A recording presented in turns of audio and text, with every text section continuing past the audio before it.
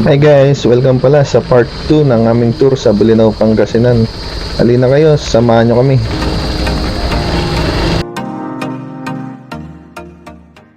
Dumiretso na kami dito since ito'y malapit sa tinuluyan namin guys. Hey kuya, pakinggan muna natin sinasabi ni kuya. Ito po yung resibo tapos map. Tuturo ko na lang din po yung down po yung diretso sa At Ma'am Carla, pwede na po tayo bumaba dito sa cave. Carla daw. Po, ang grupo po ni Wazon, Cave, yung hagdan po na yung sir ma'am, may check na po mamaya. Ma'am Carla. So yun guys, tinuro na sa atin ni kuya lahat ng pasikot-sikot dito sa resort. At sabi naman niya may mag-assist bawat area. So tinatawag na kami sa cave. So tara, sa cave na tayo.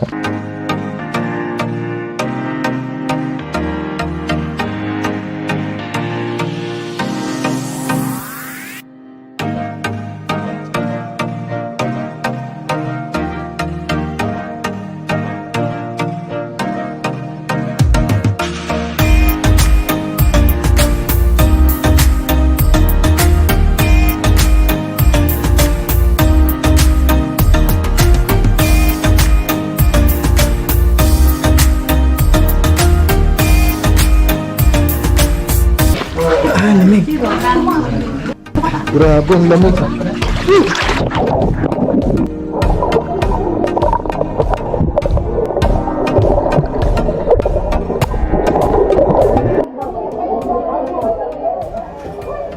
Daming tao.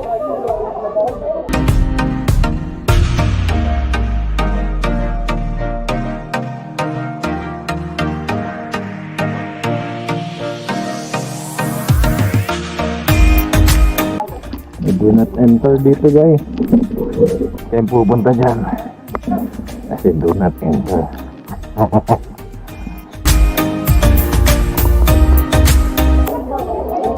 Sarap. Hindi daw talaga pwede. Kaya siguro yun dahil Kahit magbabayad ako. Di, wala nga na. ilang minuto na lang dito. Hindi, okay lang ba? Ay, lang talaga. Ang layo naman ang travel namin. Kasi Manila pa kasi. Hindi naman kasi biro. Kaya nakiusap na lang.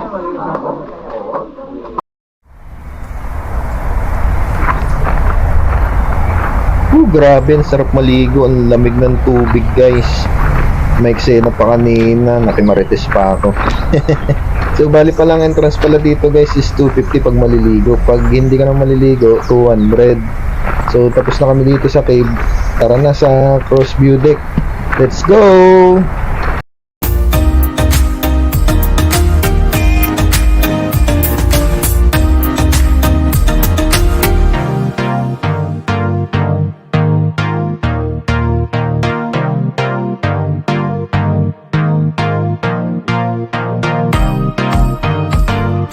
Bali hindi na kami umakyat sa cross guys. Alas 5 na kasi wala nang tao, wala nang mag-a-assist. So kung sakali maakyat ka, meron palang bayad, 50.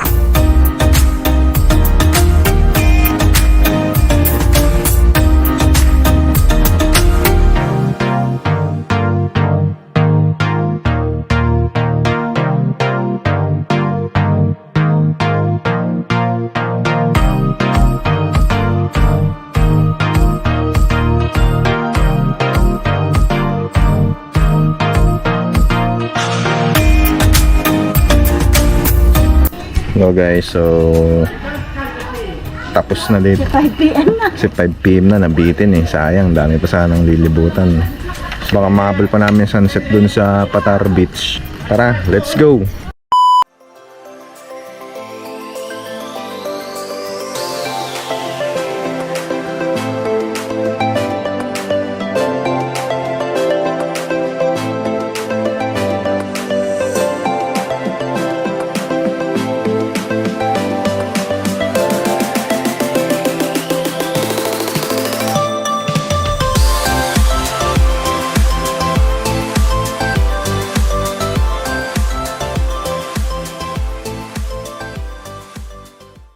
Grabe palang mag-low tide dito.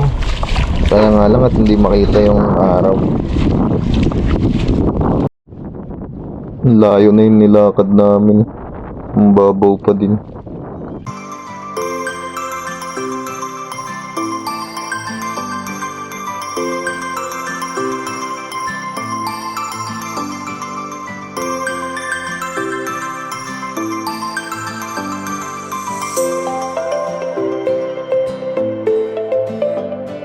The next day. Good morning guys. So, ito na kami, nakapagpahinga na. So, makapunta muna kami sa Talipapa, magtingin ng sea urchins.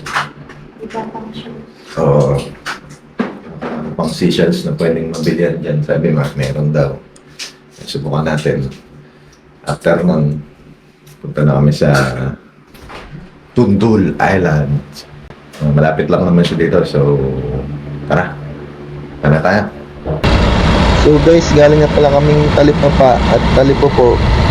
Wala talaga kami nakitang sea urchins kahit dun sa Bulungan at Sigawan. Talagang wala. So better luck next time na lang. So dito kami ngayon sa Anda Bridge. Diretso na kami sa Tondol Beach.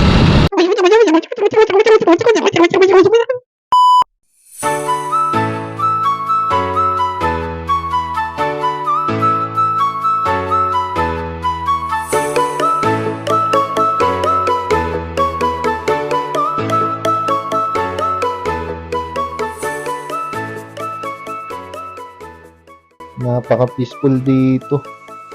Buti na lang sumabay ang ganda ng panahon. Kasi pares kagabi maulan. Sakto low tide pa. So kung pares namin yung beach lover guys, sigurado ma-appreciate yung ganda dito. Tara, lakarin na natin. Liga na tayo.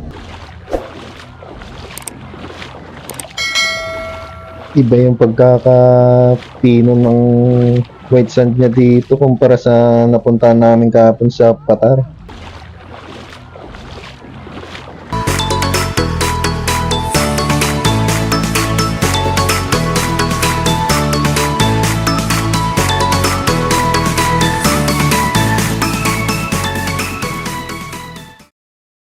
Kaya nga, Dadampot. May Makati. Meron nga sa ano. Di ba? Ang dami. So kaya meron yung mga shell na Wala tinda. Hindi pa tiyempuan yung sea urchins na sinasabi nila. Puro souvenir ang binibenta. Ang cute ah. Ang cute. Aw. May Makati nga, hapdi. Ari. Tumutusok no? Sa singit pa nga.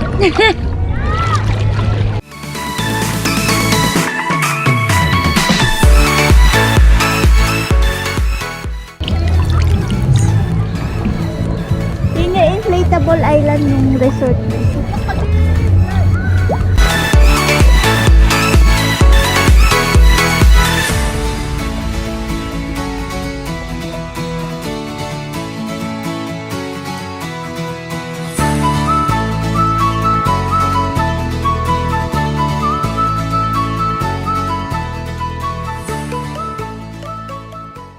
Guys, Ang sarap maligo. maligo. Tapos na kami dito. Punta Lipat na tayo ng Bulinaw Falls. Let's go, bye-bye.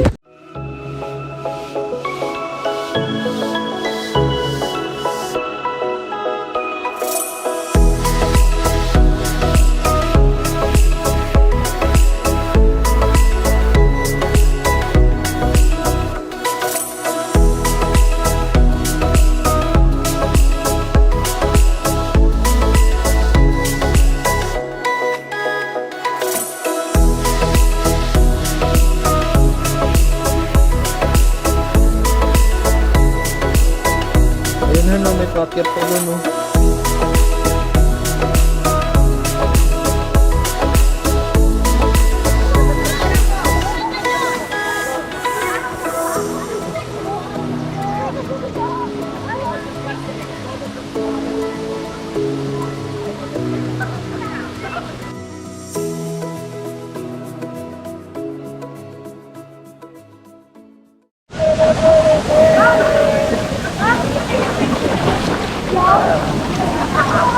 Bato-bato rin pala.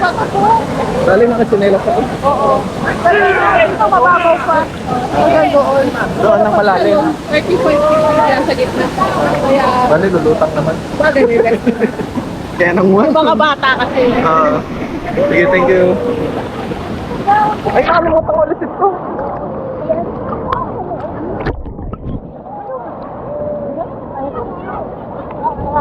35 feet daw doon sa ilalim. Tara. Tayo.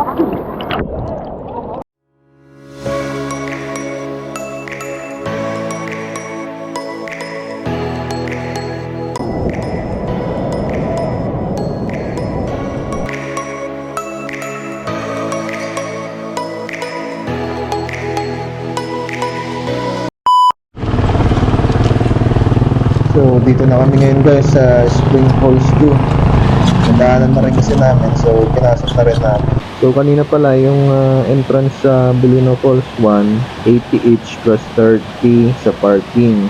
Tapos, optional yung vest, 50 pesos each. Dito naman sa Spring Falls 2, 30 each, pero wala nang bayad sa parking.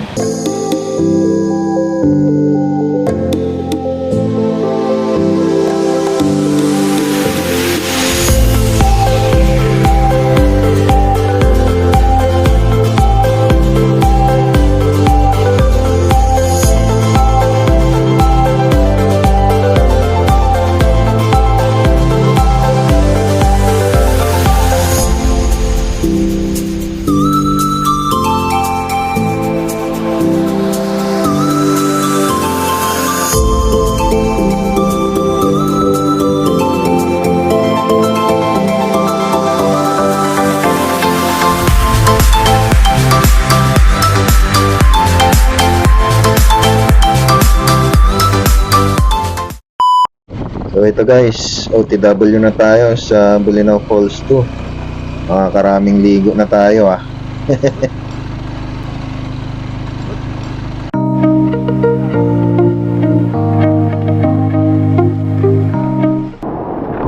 Dahan-dahan lang Han. Hirap na namang paakyat to mamaya.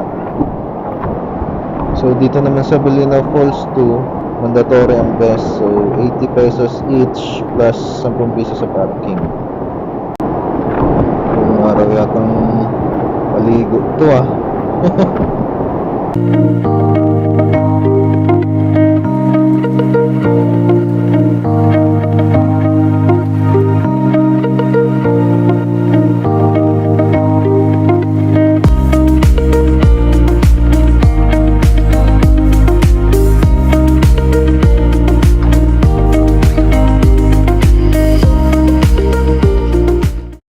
Ito na ang putik guys. Ang lakas kasi ng ulang kagabi. Kaya daw malabo lahat ng falls. So dito tayo sa 3A guys. Mas maganda daw dito eh. A few moments later. Falls 3. Eh. A. May B pa.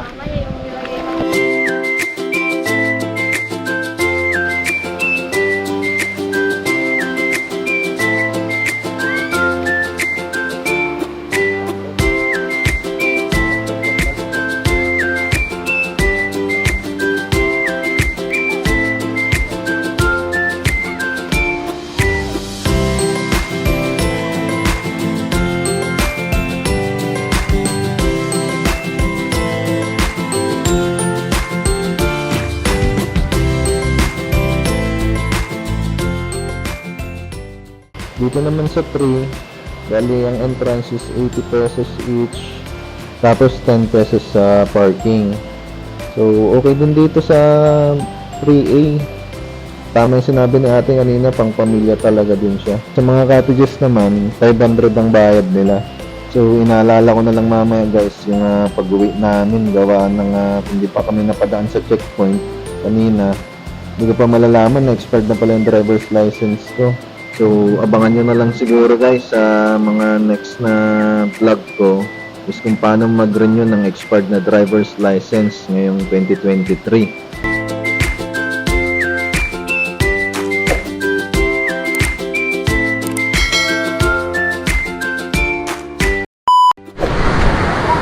So, yun guys. Tatapos na namin 1 to 3. Actually, 4 ngayon napuntahan namin. Sulit. Kaso dapat mamimili ka dito. Isa lang pupuntahan mo. Okay. Uwian na. Babuy!